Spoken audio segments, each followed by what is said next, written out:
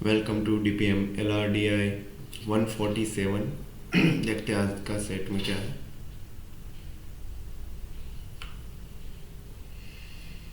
Answer the question on the basis of the following table.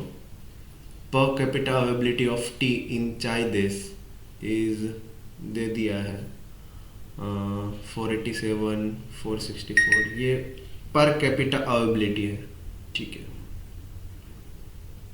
फिर क्या बोल रहे हैं, production and export of T, है ना।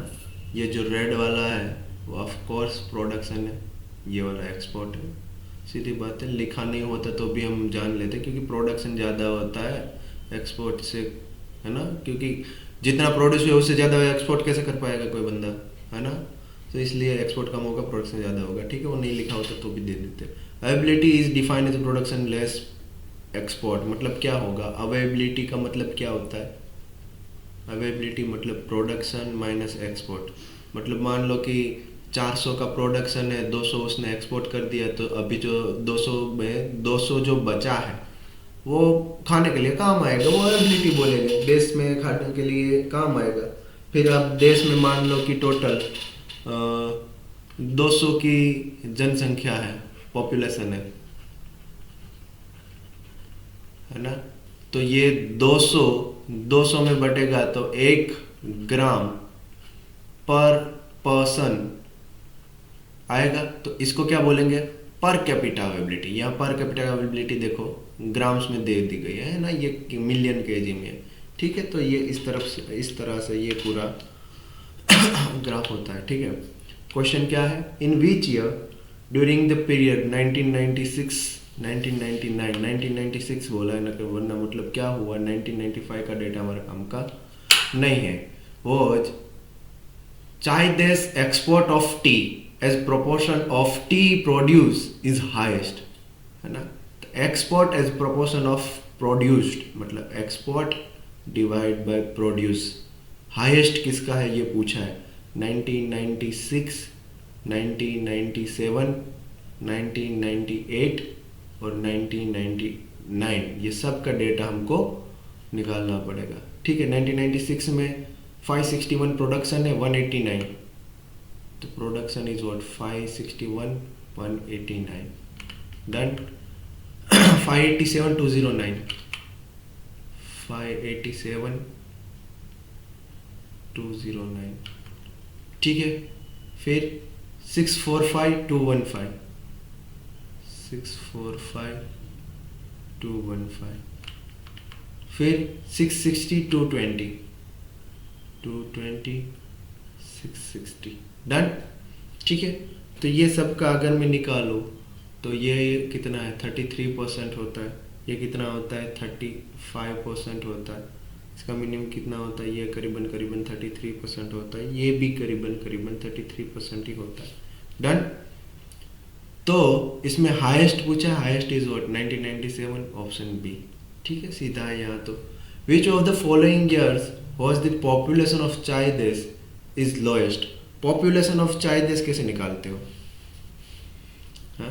पॉपुलेशन ऑफ चाय देश देखो आपके पास एक तो क्या है, प्रोडक्शन है, एक्सपोर्ट है, वहाँ से अवेबिलिटी मिल जाएगी।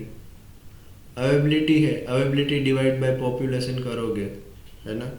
तो यहाँ आपको क्या मिल जाएगा, पर कैपिटा। और पर कैपिटा आपके पास है, मतलब पर कैपिटा को पॉपुलेशन को मैं अगर सब्जेक्ट बना दूँ तो मेरा फॉर्मूला क्या बनेगा, population is equal to availability divide by per capita. And availability मतलब क्या है, production minus export divide by per capita, है ना। ये पॉपुलेशन का फॉर्मूला हो गया ना मेरा, ठीक है। उसने क्या पूछा, इन विच फॉलोइंग ईयर्स, मतलब 5 6 7 और 9 का ही देखना है मेरे को। 5 6 7 9 ये काम का नहीं है ना मेरा। 1998 काम का नहीं है मेरा, ठीक है। तो ये सब का मैं देखूँ तो 1995 में 421 माइनस 207 डिवाइड बाय 487 है ना, यहाँ क्या आएगा 421 माइनस 207 डिवाइड बाय 487 है ना, ये क्या बन जाएगा आपका 0.44। ठीक है। सिमिलर 561 माइनस 189 डिवाइड बाय 464, यहाँ है 464 पर कैपिटा, ये आपका क्या बन जाएगा 0.8। ये क्या है 587 माइनस 209, ये आपका आ गया production divide by per capita कितना है 510, ये कितना बन जाएगा 0.74। ठीक है। ये वाला तो हमको गिनना ही नहीं है। ठीक है, सीधा हम क्या गिन लेंगे 660 माइनस 220 डिवाइड बाय कितना है यहाँ 566, ये आपका कितना बन जाएगा 0.79। डन। तो इसमें उसने क्या पूछा है हाईएस्ट की लोएस्ट पूछा है। लोएस्ट क्या होगा, लोएस्ट इज दिस है ना, सबसे कम है, तो 1995 is our answer, this is our answer. ठीक है। फिर क्या पूछा है the area under the cultivation continuously decrease. ठीक है, area under the tea cultivation is continuously decrease in all 4 years 1996 to 1995 है ना, 1996 से 1995 की बात कर रहा है, बाय 10%, 7%, 4% एंड 1%। एरिया डिक्रीज हो रहा है कल्टीवेशन का, प्रोडक्शन है वो बढ़ रहा है, एरिया डिक्रीज हो रहा है। ठीक है। In which year was the tea productivity, production per unit area है ना, प्रोडक्टिविटी मतलब क्या है प्रोडक्शन डिवाइड बाय एरिया, ये प्रोडक्टिविटी है। ये हाईएस्ट चाहिए लोएस्ट चाहिए, हाईएस्ट कब होगी देखो, प्रोडक्शन ज्यादा है एरिया कम हो तब प्रोडक्टिविटी अल्टीमेटली ज्यादा ही होगी। ठीक है।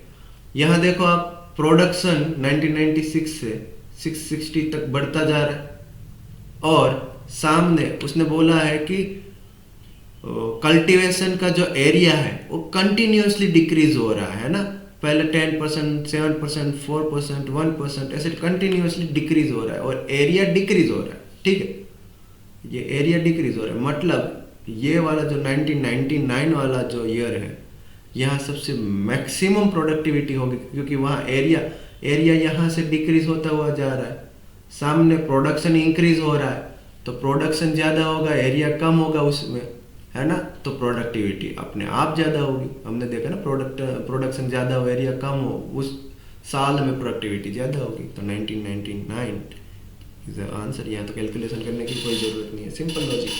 डन। ठीक है।